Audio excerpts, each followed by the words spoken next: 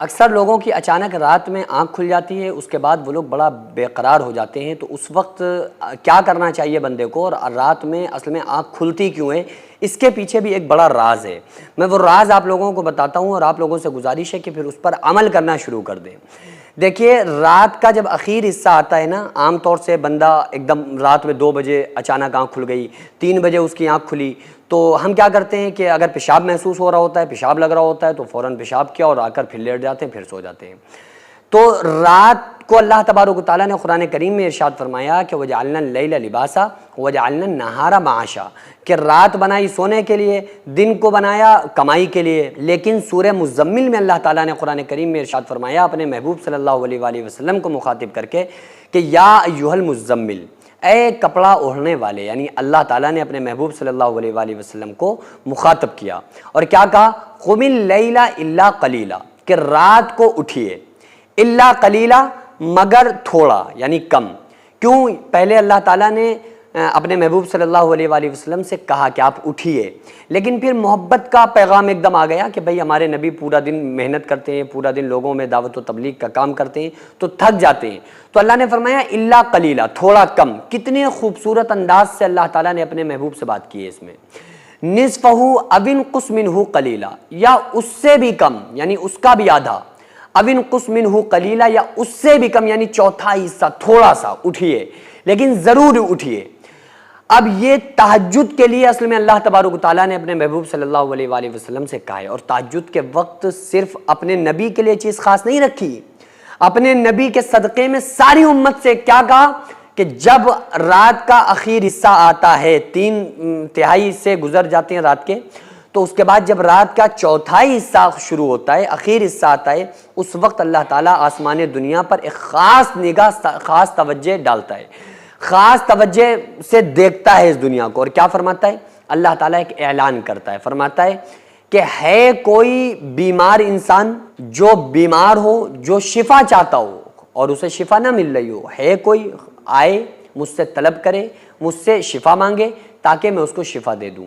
ہے کوئی بے اولاد جو اولاد کے لیے تڑپ رہا ہو، اولاد کے لیے پریشان ہو، تو آئے اٹھے مجھ سے طلب کرے، اولاد مانگے، میں اس کو اولاد دے دوں گا۔ ہے کوئی پریشان حال، مجھ سے پریشانیوں کو میرے سامنے بیان کرے تاکہ میں اس کی پریشانیوں کو دور کر دوں۔ تو اللہ تبارک و تعالیٰ اس طرح سے تہجد کے وقت یہ اعلان فرماتا ہے اور خاص نگاہ اپنے بندوں کے اوپر ڈالتا ہے،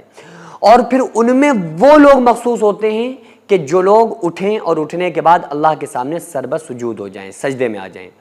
عام طور سے کیا ہوتا ہے کہ اگر کسی بندے کی رات میں آنکھ کھلی تو بزرگان دین فرماتے ہیں، بزرگوں کے یہ عمل رہے ہیں کہ خاص اس ٹائم میں جو تہجد کا ٹائم ہوتا ہے، تو یہ آنکھ کھلنا بندے کے لیے ایک نعمت ہوتی ہے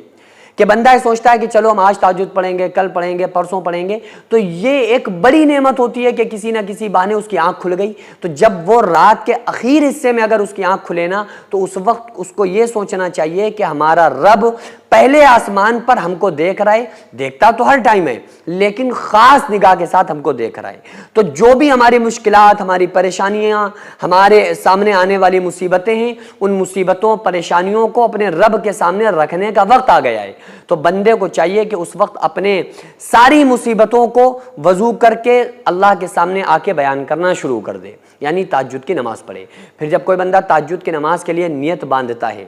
تو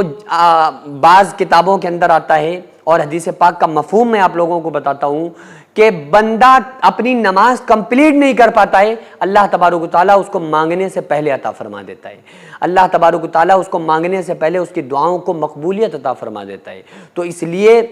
جن لوگوں کی رات میں آنکھ کھل رہی نا، بڑے خوش قسمت ہیں وہ لوگ، ان کو وقت ضائع نہیں کرنا چاہیے۔ ان کو چاہیے کہ اگر یہ موقع مل گیا ہے کہ آپ کی آنکھ کھل گئی اور آپ نے بستر چھوڑ دیا، بعض مرتبہ ایسا ہوتا ہے بستر پہ ہی ہیں اور آنکھ کھلی اور فوراً سو گئے، تو لیکن پیشاب محسوس ہو رہا ہے، پیشاب کے لیے آپ اچانک اٹھیں، تو پھر تو یہ موقع مس ہی نہ کریں۔ جب آپ اٹھ ہی رہے ہیں، پیشاب کو یہ ویلیو دے رہے ہیں کہ بھائی آپ پیشاب کرنے کو اتنا ضروری سمجھ رہے ہیں کہ بستر چھوڑ دیا، تو بھائی اللہ کے سامنے سر جھکانے کے لیے آپ تیار نہیں ہیں، تو پھر اس وقت چاہیے کہ چاہے تہجد میں نہ 12 صحیح، نہ 8 صحیح، نہ 6 صحیح، 2 ہی رکعت پڑھ لو، لیکن ضرور پڑھ لو۔ تو اگر آپ یہ عمل کرنے والے بن گئے نا تو انشاءاللہ تعالیٰ آپ کی قسمت بدل جائے گی، اور اگر آپ اسی طرح سے اگنور کرتے رہے تو پھر اللہ تبارک و تعالیٰ کی طرف سے آنے والی مصیبتوں میں آپ گرفتار ہو سکتے ہیں۔ سینکڑوں ایسے غریب پریوار جو فاقہ کر کے زندگی گزار رہے ہیں، اور بہت سے ایسے مجبور لوگ جو غربت کی وجہ سے بیماریوں سے جوجھ رہے ہیں اور ان کے پاس علاج کرانے کے لیے بھی پیسے نہیں ہیں، تو ان غریب فیملیز کو ہر مہینے ہماری سوسائٹی راشن دیتی ہے اور ان غریبوں کا فری میں علاج کراتی ہے۔ تو آپ لوگ ہمارے ساتھ مل کر ان بیوہ عورتوں اور یتیم بچوں کا سہارا ضرور بنیں اور ان کے راشن اور دوا علاج کے لیے زیادہ سے زیادہ تعاون کریں، اور یہ ارادہ کریں کہ غریب کے بچوں کو انشاءاللہ بھوکا نہیں سونے دیں گے، اور ہر ہفتے ہر مہینے آپ لوگوں سے جو بھی ہو سکے آپ تعاون ضرور کریں۔ ان کو 10 سال سے جو لوگ بستر پر پڑے ہوئے ہیں انشاءاللہ تعالی ہم سب مل کر ان غریبوں کا علاج بھی کرائیں گے، اور ہر مہینے انشاءاللہ تعالی ان غریبوں کو ہم راشن پہنچائیں گے۔ یہ سوسائٹی کا اکاؤنٹ نمبر ہے اور یہ اسکینر ہے، آپ لوگ اس اکاؤنٹ پر یا اس اسکینر کے ذریعے آپ غریب فیملیز کی ہیلپ کر سکتے ہیں۔